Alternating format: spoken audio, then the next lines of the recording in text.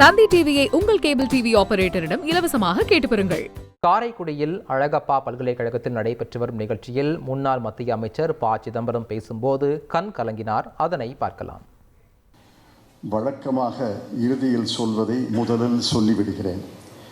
மாண்புமிகு முதலமைச்சர் அவர்களுக்கும் அமைச்சர்கள் உட்பட இங்கே குழுமியிருக்கும் தமிழ் அன்பர்கள் அனைவருக்கும் என் சிரம் தாழ்ந்த நன்றி.